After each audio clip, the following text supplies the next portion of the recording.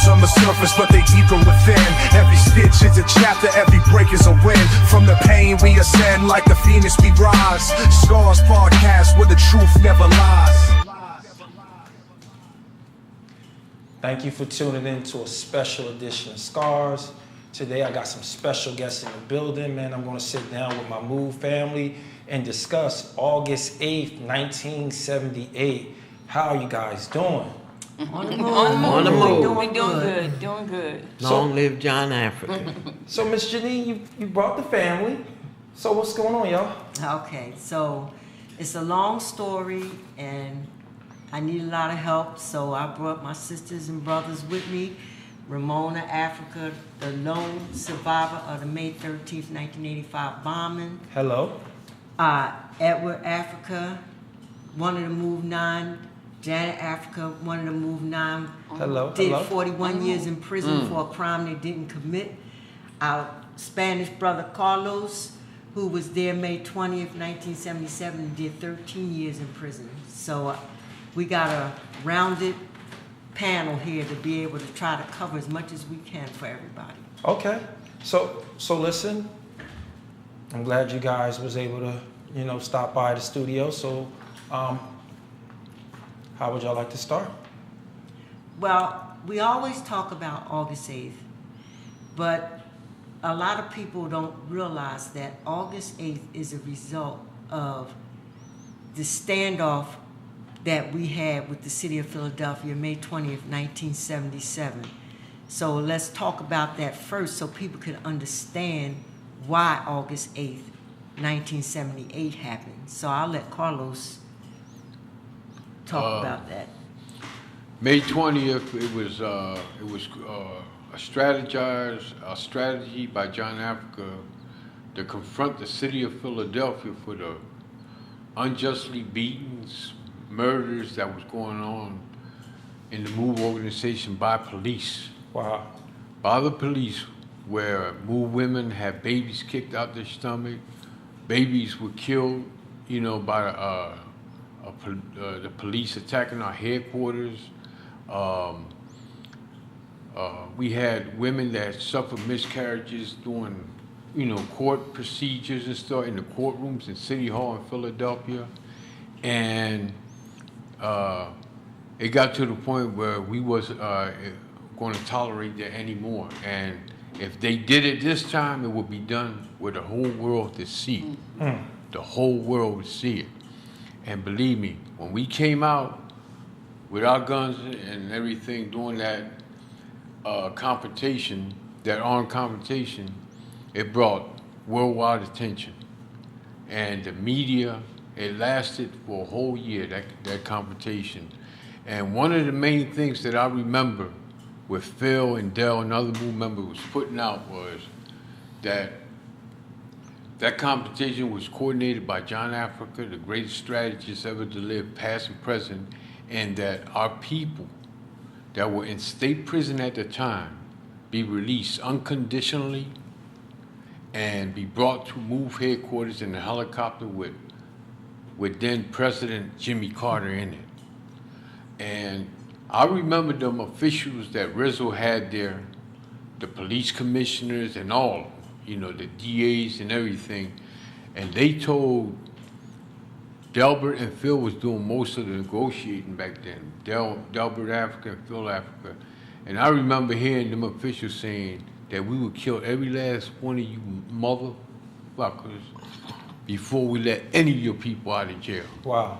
That demand would never be met. And that was one of the demands, and the first demand. And I remember from that day to a year later, our people came home, released from state prison unconditionally. They did come home. And we was let go and was allowed to be walk around MOVE headquarters without being arrested. Wow. And this is something that the city literally tried to erase from the history books of Philadelphia, because never in the history of Philadelphia or the United States, as far as I know, political prisoners were released unconditionally, you know, demand that they be released unconditionally because the unjust imprisonment that they was in jail for, you know, by this government. Wow. Okay.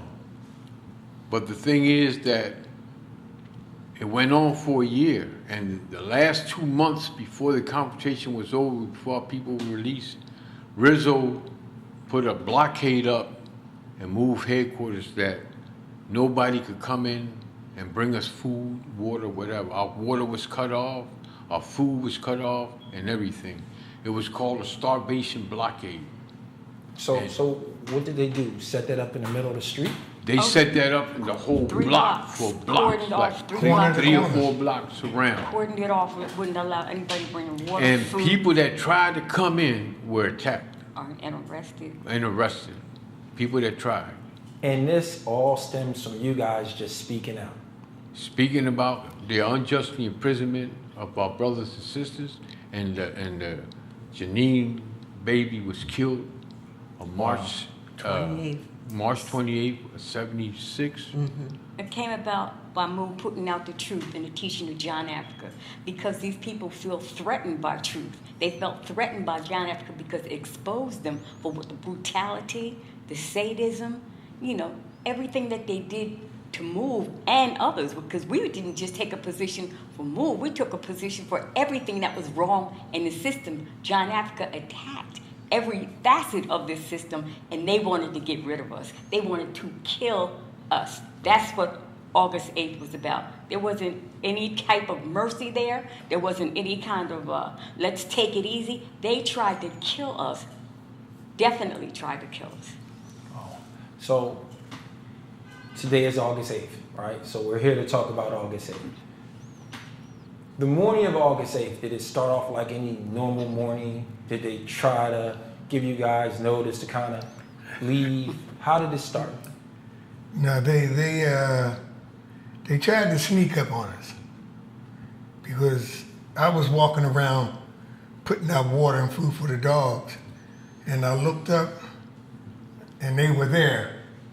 They were maybe about from here to the back of the house. Okay. And you're talking over 600 cops. 3 o'clock in the morning. Right? Then they start setting up. I let everybody know they start setting up. How many adults was in the house?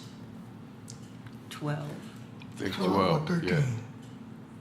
12. I think they mentioned 12 on 12. August 8th. So they had 600 police for 12 adults? Yeah. 12 adults, a bunch of kids, and animals. Okay. So you saw them walking. I'm sorry, I didn't mean to cut you off. No. Well, once everybody knew, we started taking the animals down in the basement to protect them. For myself, I didn't expect them to do what they did. But then the media began to set up, and the first thing they did, they brought these bulldozers in. And they knocked down our fence. Then the next thing was I forgot what they call them, but it's like a cherry crane. a what? Cherry picker crane. Picker crane knocked out the window. Punch out the windows. Now, at that point, I think me, Dell, came out on the porch because the dog ran up. And I just happened to look up in the apartment complex across, and there was a guy behind a 50 caliber. That's why I asked you about that. Okay. Show 'em how big the bull So you see them? Did they announce that there? Did they try to make an arrest? Did they say anything? Or they just begin to start knocking stuff down? No, I don't remember them. They didn't say anything until after they tore down the Yeah. fence, knocked out the windows, had the cops come in because we were all in the basement, and we could hear the cops walking around the house above us, and they cut a hole in the floor so that they could see in the basement. Then after they set all that up, then O'Neill gets on the bullhorn and says, "Move, surrender. You got 15 minutes to surrender, or we're coming in. Now, who was O'Neill? O'Neill. He was the police commissioner at the time. Okay. One thing I want to make clear, it was two houses, 309, 307. We were in 309 basement. They were in 307. Who's they? The police. Okay. They were in 307, and they were in all the other 3 floors of 309. Okay. They started off with the smoke, no, the water. Start off with the water, using the water hoses on us. How was they getting it in? Through that hole? Through the basement window, they had punched out. Okay, so they're shooting water into the basement. Yeah. Okay. All right. With not just hoses, they call them deluge guns. They're like a stand a cannon would be on, and they got these power hoses that sit on top of it. So Okay. it's even more extreme than the hoses you saw them use during the 60s. These are power guns that Okay. shoot. They're considered Like weapons. the ones they used on the marchers from the civil rights movement down south, and they was shooting, they was falling, and these were even more stronger, Bigger. Okay. and it was aimed at. It was so much power coming out of those hoses, it was lifting up railroad ties and shooting them back through the window where we was in the basement. That's how much power was coming in. Well, I don't even want to call it power. That's how much viciousness, The force that was coming in against us. Okay. So they're shooting water. All right. They know there's kids in this house. Oh, they know it. They wasn't concerned with that. Because then the smoke grenades, tear gas, and the water became so high. Because Yeah. it was like this, right? And I looked up, and that's what made me look up. The hole in the floor is right over top of my head, and there's 4 or 5 cops pointing their guns down at me. So at that point, I said goodbye to my family. You know what I mean? And I wasn't scared though. Up to that point. But at that point, I kind of calmed down. You know what I mean? If this is what was supposed to happen, then come on with it. What Eddie was saying about the water, I'm only 5 feet tall. I had 3 children with me. The water was so high, it was up here on me. The children that I had, I was standing like this with my knees bent so they could use my legs as a way to keep them out of the water from drowning. And I'm up like this, and they're standing on my thighs like this, and we're up trying to stay from the water. They shot in smoke. They shot in tear gas. My eyes were burning. My nose was running. I couldn't breathe. My throat was burning. They made, really it was a bomb. They made something that was lethal because when we went to court and explained, they was explaining the things that was sent in that house, that combination was lethal, and that alone was supposed to kill us, before they tried to shoot at us. So in 1978, you guys wasn't bank robbers, criminals, right? Killers. You were just speaking out and pointing out corruption and how it needed to change. That's right. They did all of this to you guys. Yes, because they felt threatened. They want to get rid of John Africa's teaching. They didn't want it to spread. They didn't want people to be influenced by John Africa's information. And that's why they told all those lies and prefabricated that Move was dirty and made up all those things that we were saying to have people believe them and feel like they were justified to do the vicious, foul things that they did to Move. So you know how the media was. They're in the hip pocket of politicians, and they got up there and told so many distortions, so many lies, made people think that we was crazy. So you taking me and my viewers back. We're in the house with you. They're spraying water up to my shoulder.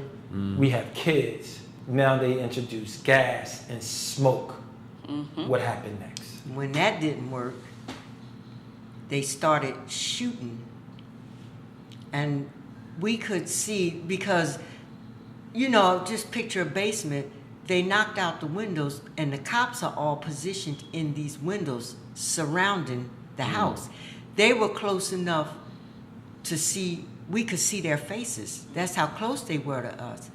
And they're shooting at us from all these different positions, trying their best to kill us. When we went to court, because a lot of people was trying to say that they saved our children, the cops were saying it was because of their restraint that our children came out alive. But when we went to court for our trial, there was an officer, Hearst. They put him on the stand, and he gave his credentials that he was a 4-star sharpshooter. He never misses. And the DA said, well, what did you do? He said, I heard screaming and cries from women and children. And he said, what did you do? He said, I loaded my weapon, pointed it in the directions of the screams and the cries, emptied it, reloaded, emptied it again. So there was no restraint. Our children didn't come out alive because of the police. They tried everything they could to kill us, and they couldn't understand why we came out alive. I was sitting there holding my baby, and I could see the sparks hitting the wall each side of me, and the sparks is coming off of the bullets from hitting the wall. They were trying everything they could to kill us. Everything. So, we want people to understand, and it's not hard to understand because you look at May 13th, 1985, and you see that they want to kill our children just as much as us. So we had the water, the smoke, the gas. Now they're shooting. Were they handguns that they were shooting at you guys with? What kind of guns? Rifles. M16. I don't remember any handguns. They was mostly automatic weapons. M16s. You could hear it in the video. You could. What they say? M16s, M50s. Not the Uzis. What's a lot of All automatic weapons. So they're shooting at you guys, right? Now there's an issue of a cop being shot. Now, the whole Move family is in the basement, damn near underwater. Right? But a cop got shot up on the ground level. Tell us about that. They videotaped it. And when we got into court, they played the tape. The cop that they're saying we shot is standing in front of our house facing us, leaning against a telephone pole, casual, like he's watching a baseball game or something. And at the time that they say he gets shot, the camera jerks, fuzzes, and goes off. And then the next time you see him, he's laying on the ground. Now, the first reports was he was shot in the back of the neck and the bullet traveled downward, which makes it impossible for Move to have shot him because we're in the basement, he's facing us, he's like 10 feet above us. So how did any bullet, if we did shoot, how could anything we shot turn around, hit him in the back of the head, and the bullet travels downward? Shooting through water, smoke, gas, Exactly. and everything else. And his posture, they're trying to say we were shooting, but, and suddenly you can't find this tape anymore. But he's leaning against the telephone pole like there's nothing going on. No fear, no ducking behind. He's just casually standing there like he's being entertained because of what they were doing to us. And at the time, they're commentating when all this is happening on the film that they showed. But right at the time that they say Ramp, the officer that got shot, it goes fuzzy and you don't see anything. Camera goes off. Camera goes off, and all you see after that is him laying on the ground, and they say we shot 5 move people, which had impossible. The trajectory. We're in the basement below his feet. How is it possible for 9 people to shoot 1 cop with 1 gun, 1 bullet they say got hit, and then 9 of us got charged and sent to prison for 30 to 100 years? Not to mention a cop that was supposed to be on desk duty, Exactly. right? Now, Exactly. he's supposed to be on desk duty, not even out in the field. Yeah, they came and got him that morning and said, you're going out to the move compound. And so, you know, we heard, because during our trial, we had a supporter that he became our legal runner, and that's all he did was go through papers, investigate, and he found out that Ramp was involved in some kind of in-house police misconduct. Something was going on, and they had him on desk duty. And then all of a sudden, they pulled him out to come out there August 8th. Wow. So they got the water, they spraying water in there, gas, smoke, shooting. Now the cop is shot, and you guys, what happens next, right? There was a ceasefire. They stopped Okay. for the moment. And some people came out of the house. And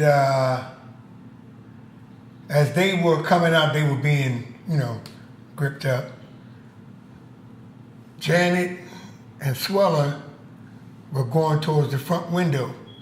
I was behind them. I looked back and I saw Dell. Dell was trying to come out the front, but the cop got in the window and pointed the gun at Dell. Told Dell, "Now you come out the side." Okay. Right. We found out later on why they wanted him to come out there, because they pinpointed a lot of their anger at Dell. Wow. Well, Dell did a lot of the speaking, and so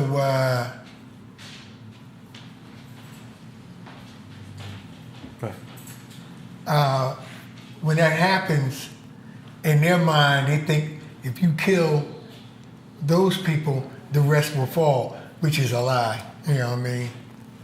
So people were arrested. The majority of the men were beaten, but the only one they showed was Dell. And it was like they were trying to kill him. They were. Yeah. They were. They were trying to kill him. They thought he was. I did 10 years. 3 of them years was Sully was with Delbert in state prison.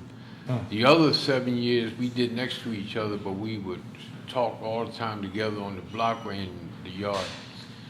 And he said there was times when he was in the ambulance. He didn't get to the hospital till that night. They was driving him around Fairmount Park, and he remember hearing the cop saying, "Yeah, he's gone now. He's dead." And when his body started moving, they started beating him again. And the one cop, I remember, he said that the shotgun bullet that he had in his chest, he said, "Nigga, I'm gonna help you. I'm gonna pull this bullet out your chest." And he said he started going in Delbert's chest to pull the bullet out. But several times they thought he was dead. So they locked 9 of you guys up for the killing of the cop, right? Well, 12, they locked everybody up. Okay. But three of them, D and Cassandra were treated like different. Well, Swallow too. Yeah. The charged 3, 12. it was 12 adults. Kassan Davis, Davita Johnson, and Consuela Dotson, they separated them because they thought Consuela wasn't a MOVE member, and Kassan and Dee Dee said they weren't MOVE members. So they separated them. Okay. And Davita didn't even go to trial. They let her go at the preliminary hearing. Kassan, the only reason why they kept her was because she was married to Eddie. And so they felt like it was a connection there. So they kept her in prison for about not even quite a year, but they let her go on a suspended sentence. And Consuela, they dropped the murder charges on her because they thought she was a supporter, and they gave her a separate trial. And they were getting ready to let her go until she said right before her sentencing that I am a MOVE member. And they gave her 20 years on a simple assault charge. You know, so it was very clear what was happening here. It was, all they wanted was committed MOVE members. And, you know, and that was the point that was being made. Mumia, which we're going to go into, made to Judge Malman, who was the sentencing judge, the trial judge, that you don't know who killed the cop, but there were 12 adults in that house. How do you know the 3 that never came to trial wasn't one of the people that shot the cop? You know, so it's like a lot of stuff that went on there that they wanted to keep quiet from the public. So there was no murder weapon. No. All right. No. They charged 9 people with the killing of an officer that clearly got shot in the back of the head from somebody that was above him, not beneath. Were there any other MOVE members anywhere else in the house, or everyone was in the basement? Everyone was in the basement. In fact, when they showed the film, there were police all on the roof behind the cop that got shot. There was like 3 layers of police. So, you know, he's got cops behind him pointing rifles down towards us. And plus, like we said, he was involved in some police, in-house police stuff. So it was either friendly fire or deliberate to get rid of him, because he was involved in something that they was trying to keep quiet about. So we don't know. But even now today, news media are saying that it was now suspected that he was killed by friendly fire. So the MOVE 9 was found guilty and sentenced on December 5th for how long? No, August. August 5th. August. He was sentenced on August. So you were sentenced in August? December? Yeah, December 5th. It happened August 8th. Oh, okay, sentence. Yeah. Yes. So you were sentenced August 5th. How much time did they give you guys? 30 to 100 years. 30 to 100 years. Each. Each. 1 cop, 1 gun, 1 bullet. 9 of us. No weapons. 30 No to weapon. 100 years. We don't even have any weapons charges. None. No, we don't have any weapons. We don't have any. charges. We didn't have any weapons How charges. did you get convicted of killing him without a weapon? Exactly. That because their concern was not any of that. Their only concern was to stop this organization. They tried to kill us and couldn't, so they wanted to put us in jail for the rest of our life. So they framed us for doing something that they did. Like Janine said, we don't know if they deliberately killed him because of the things that we heard, that he did some turning on his own police officers, and they sent him out there to get something done with him. You know, we don't know how, but we know. And everybody that sees the situation and hears the situation knows it's impossible for that to have happened the way that it happened. In the basement, the bullet travels downwards, unless they're saying it went up, came down. Are they saying all 9 of us put our finger on the trigger at the same time? You know, come on, let's be real. But this is the kind of examples that is being crystallized to people. The 12 people that was in the house, and they get to go home, and the judge is saying he don't know who did it. I mean, all these inconsistencies should show people that they had one aim in mind. That was to get MOVE members. They wanted to kill us, but they couldn't, and that's why they did what they did May 13th, 1985. They wanted to finish what they couldn't do in 1978. You know, when Janet was just talking about how the judge, Malmet, was saying that, you know, everybody in that house was guilty, but 3 people had been let go. I mean, Mumia Abu Jamal, a reporter, called into a radio program that Malmet was on and asked him specifically, who killed James Rent? And Malmet replied, I don't know. I don't have the faintest idea.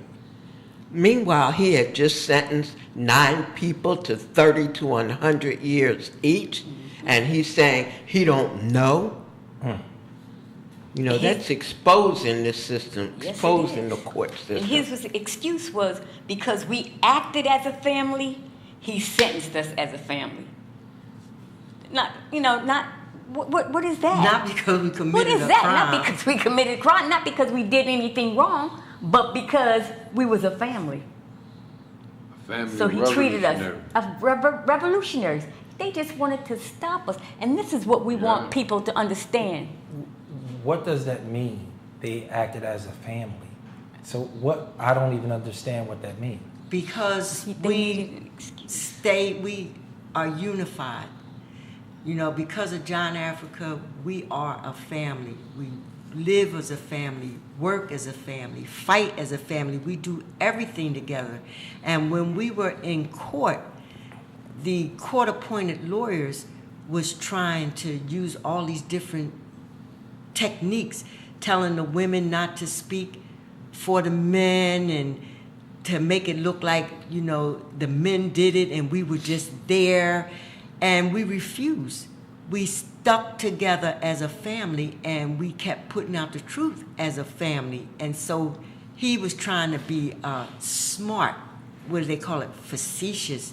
Like you say you're a family, you do everything as a family, so I'm gonna give you a family sentence. So I'm going to charge the 9 of y'all with murder, Yeah. right? Yeah. Each one of y'all, because y'all are a family. Yes. That's And the thing is too that they refused.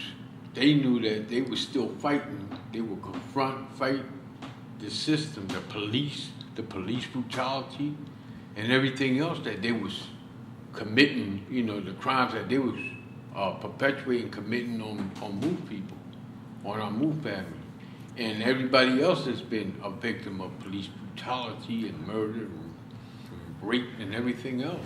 You asked about how fast the trial proceeded. Yes, sir. The reason why is because they put us out. So the trial went on without us. You know, Malmed would deliberately try to provoke us.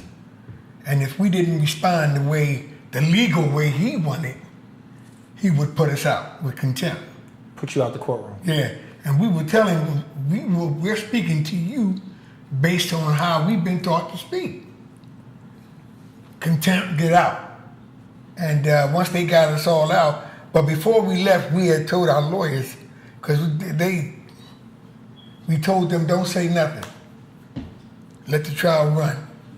We didn't give them the right to represent us. We Because we represented represented ourselves ourselves, during that whole, during all of the hearings on up to the trial, and we made it clear that we were not giving them our permission, our rights to represent us, and that we're not telling you cannot go in there and speak for us. So that's how it went in. It went in, and it was just like a formal procedure. They just wanted to have it on paper that there was somebody there to represent us, and they just went on with that circus, you know. And it was such a bad situation, like even when the lawyers attempted to say something, to act like they was defending us, the judge would tell them, let me remind you, you are an officer of the court. So in other words, don't be pushing this. Let it go the way it's going to go. Let us set this platform. Don't be trying to defend these people. And wasn't some of that during the trial how they was literally changing up? Oh, the DA, he changed the autopsy report right there in the courtroom because it didn't fit with their story. And he sat there, he crossed out left and put right.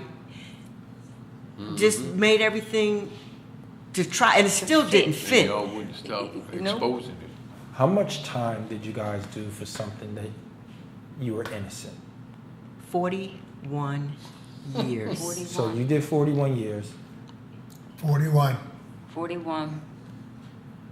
years. 41 A years. crime we didn't commit, a crime they know that we didn't commit. And because of the teaching and the love of Mr. John Africa, you guys are still together, still telling your story. Absolutely. That's what we long live John Africa. Long live Long John live Africa. John Africa. That's why they wanted to stop John Africa's revolution, because they don't want the truth out there, because it exposes the corruption in this system. But meanwhile, they can't stop John Africa's revolution because we have gone all over the world. People have found out about John Africa's revolution and are influenced by it. And that's what this system did not want. And we wanted people to know, like, some of the things that happened inside of our headquarters during that standoff period. There were a lot of things. They stopped when they had that starvation blockade. We didn't have any water, and we didn't have any food except for the food that the people had donated at the time they put the starvation blockade up. Then it rained.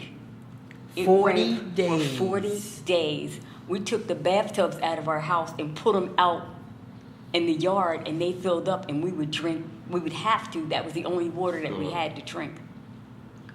It rained for 40 days, and the police surrounding the house, they didn't know what to do.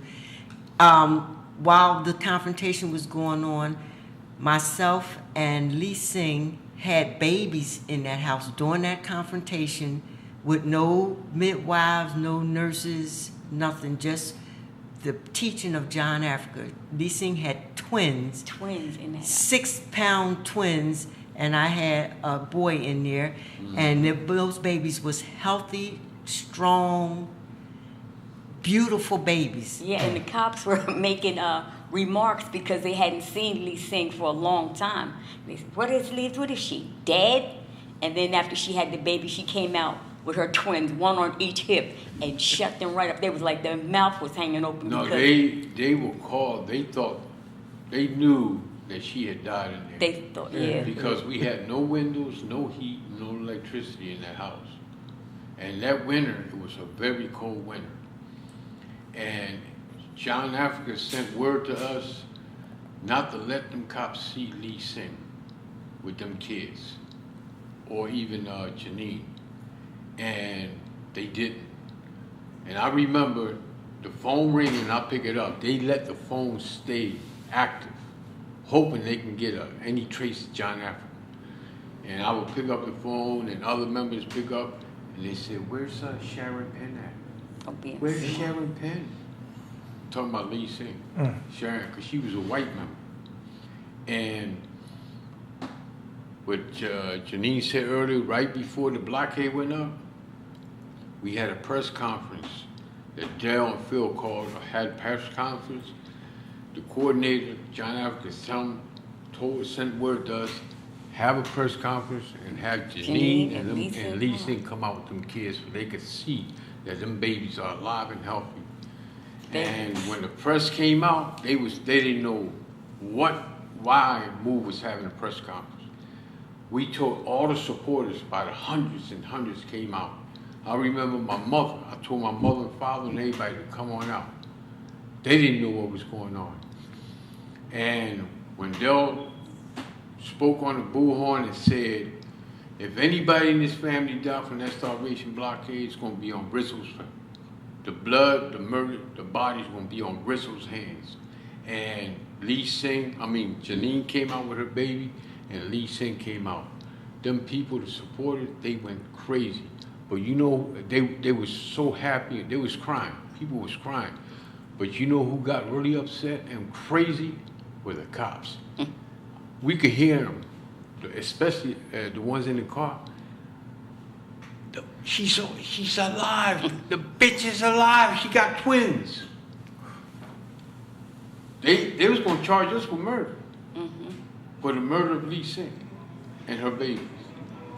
And they was in the police car screaming. It was mostly the white cops that, but you had a few blacks that was going right along with them, and Spanish cops that was going right along with them. And that was another example, you know what I mean, that crystallized, you know, The power, just the I don't know, influence of John Africa. a lot of people then. I remember their daughters or started having kids, and they wanted to have their kids home just like movies were. That So influence. they thought they could just starve you guys out. Oh Yeah. yeah. Yeah, they Oh, tried. yeah. They tried. tried. They wouldn't let you guys have food or nothing. And then it rained for 40 days. 40 days. Yeah. I remember during the blockade, they had so much pressure on them. They brought and threw food up on the platform. Oh, the cops. But I remember the cops did. I remember Phil when they threw the food down. Because we didn't trust them. Yeah. We weren't taking food Food from from the enemy. them that And they've been they- trying to kill us, and then we're going to take Take food food from you. And we knew a lot of people didn't understand it because they thought, oh, well, they're going to try to get the kids food. And we had to explain to them, why would you take food from somebody that has made it clear they want to kill you? But You the know? main thing I remember with that one, along with that, was that the pressure, they had so much pressure on them. That they wanted. Worldwide pressure on them about them starving men, women, and children, and our dogs and everybody else, that they wanted some of that pressure lifted off of them. And the coordinator, John Africa, wasn't having it, No. and both people wasn't having it. That's what they wanted more than anything, to take that pressure off of them. 'Cause they was under extreme pressure. Because not long after that, that's when they actually came and they wanted to The negotiate. so-called agreement. Yeah, they wanted to talk then. Wow. Rizzo was brought to his knees By John Africa's by strategy. John Africa's strategy. I'm telling you. And That really did that- it, kicking that- food back off to them. How, but why are we going to take food from somebody trying to kill us? They're just trying And to make it starve look us, like they and then saving shoot us. But they- and then make it look like they saved us, so people would say, and Oh, people no. were confused and didn't understand why, but we had to explain in detail why we would not accept that food. But that is the example that pushed this government to the limits where they wanted to negotiate. Other than that, there were people who were saying, "Oh, look, they gave them food." The strategy worked on everything that he strategized Worked against Move. For Move Worked and in against our favor. them. They had to go, Worked. like we said, they had to go to hospital for smoke inhalation. We're in the house breathing it, and nobody in Move had to go for the smoke inhalation. You know, these are examples that we be telling people so they can just see and why we love John Africa so much and the power that's behind the righteousness, the work that Move is doing. You know, people talk about miracles, religious miracles, but what happened August 8th with Move people coming out of that house alive, intact, you know, that is a miracle. That is truly a miracle. Yeah. And through all of this, Mumia Abu-Jamal, That's right. black journalist, president of the Black Journalists Association. He had a 2-hour radio program on NPR. He did a column in the Tribune newspaper weekly. He was the only journalist that printed the truth about the situation between Move and the city of Philadelphia. He didn't slant it for Move. He didn't slant it against the police. He just simply printed exactly what happened. The truth. And he would not stop. They took his program off of NPR. They took his column out of the Tribune. He lost his job. He was driving a taxi cab, moonlighting as a taxi cab driver, because he refused to stop printing the truth. His editor came in and told him to stop. And he said, I can't do that. This is my job, to print the truth. So he lost everything, and he still wouldn't stop. You know, he became the voice of the voiceless. And he used that voice to bring attention to the situation with Move, which is what they didn't want, because At that time, Mumia had a following that was pretty big, and he had a lot of influence. They didn't want him using his influence to draw attention to move, so that's why they went after him. You know, the night that he called into the radio program, the Frank Ford show, and Malmet was on there, and he pressed Malmet to admit that he did not know who killed Ramp. It was only a month or so after that program that we called home and our family said Mumia was shot. They didn't know if he was going to live. He was in the hospital. And of course he lived, and they charged him with murder and put him on death row. But that is why they did that to him. And that is why now we are making it our life's work a priority to fight to get him released like he did with us, because he gave up so much for Move, and we're going to give it back to him. We say he's our brother, and we're going to fight for him like we would fight for any Move member. And that's all we're concentrating on. We want people to not let the pressure up, keep pressure on this system, because that's what it's going to take. He's not going to get it through the courts. He's not going to get it through any legality. It's got to hit the streets, and it's got to come from the people, like they did for the Move 9. That's the only reason why the Move 9 was released, because our family and all the supporters worldwide would not stop. They kept pressure on this government to the point where they would not admit that they were wrong and give us a new trial and dismiss the charges. They put us on parole, which was to them like admitting they was wrong, because they told our family that we would never get out of prison. And we went up for parole 8 times and was denied parole each time. So the only reason we're sitting out here today is because of the strategy of John Africa, the commitment of our Move family. And that's what we're going to give to Mumia. One thing I want to point out real quick is we had people from all over the world visit us, and we had visited them, even in Europe. One of the people that came to Philadelphia and visited us and stayed with us for 2 days, the media has never reported it, kept it away. They had orders not to do no interviews, was the former First Lady of France. Wow. When she came to Philly, we went to the airport, picked her up, and her bodyguard. She had, because she was a former First Lady, this guy had legal arms on him, a gun. And she visited us in our house for 2 days. She visited Mumia. She came here to see Mumia, and she met with the DA that prosecuted Mumia, and the mayor from that town was Rendell. Rendell was the mayor, and she met with them.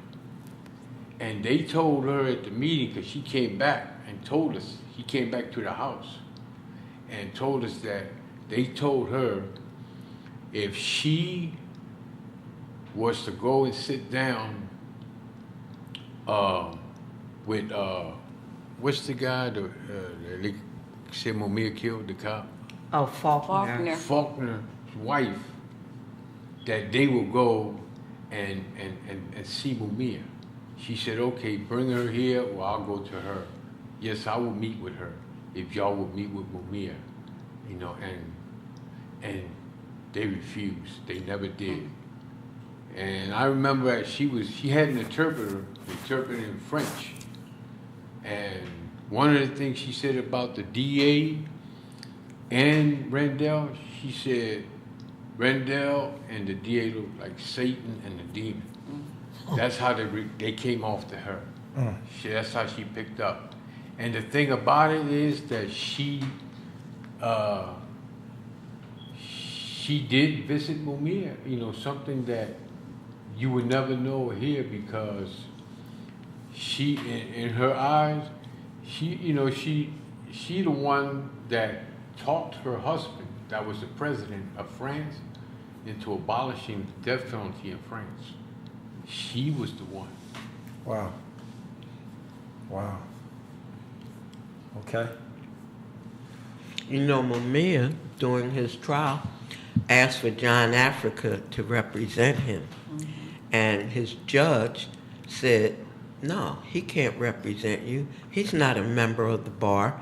And Mumia said, because this was after the federal court trial, when John Africa, walked out of there acquitted of all charges, Mumia said, yeah, well, I can't tell. He just whooped y'all in federal court. Wow. The judge just shut up. There was nothing he could say after that. For him and his brother. Yeah. For him and his brother. Exactly. But the point that we want to make to people too is what they've done to MOVE is horrible, horrendous, but we want people to see that it is not hopeless, that you can stand up against persecution, the injustice, the prejudice, and you can win. Because look at what we went through, and they have not gotten rid of MOVE. They have not stopped MOVE. It's only gotten stronger. Yeah, exactly. And that's the point. They don't want people to see that example and feel the hope and the encouragement. They want people to feel there's no win and hopeless and just lay down and let this system take their life from them. Because that's what they're doing. Yeah, we went to jail and our family was bombed, but we still got life in us and fighting us. And we're fighting our way through this. This system is taking the life out of people. So, like John Africa said, you might as well fight that hell off of you than to just sit there and accept it and let it burn you up and take everything from you, your kids, everything, because things is not getting better. Not saying nothing, not fighting is not saving people. Okay. Wow. When we went up for parole, like Janine was saying, the parole board told us that a position for parole, a special stipulation, was that we would have no contact with any MOVE member. None of us accepted that. None of us. So that's another example of why this system wants to stop John Africa, stop the strength, the revolution that John Africa put in MOVE people. Wow.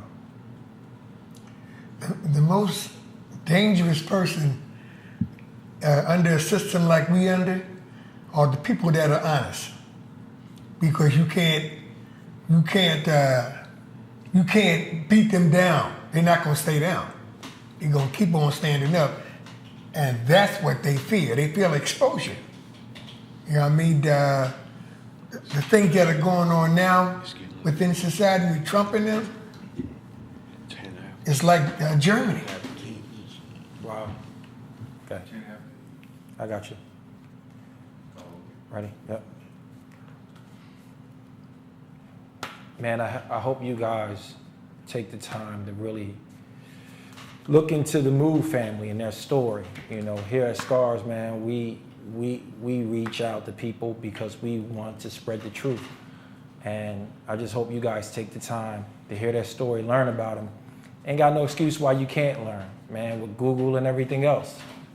Man, learn about what's going on in your neighborhood. I want to thank you guys for stopping by and sharing with us, man. Like I tell you guys, anytime you want to stop by, this is y'all studio. Y'all let me know, and we gonna make it happen. Well, thank you Yes. for giving MOVE the do opportunity appreciate to it. tell people about MOVE. Absolutely. So they don't hear it from people who don't know anything. Okay? So remember to like, share, tell a friend. We on the move. On the Right move. now on the move. Long live John Long Africa. live Long live John John Africa. Africa. Scars on the surface, but they deeper within. Every stitch is a chapter, every break is a win. From the pain we ascend, like the phoenix we rise. Scars podcast where the truth never lies.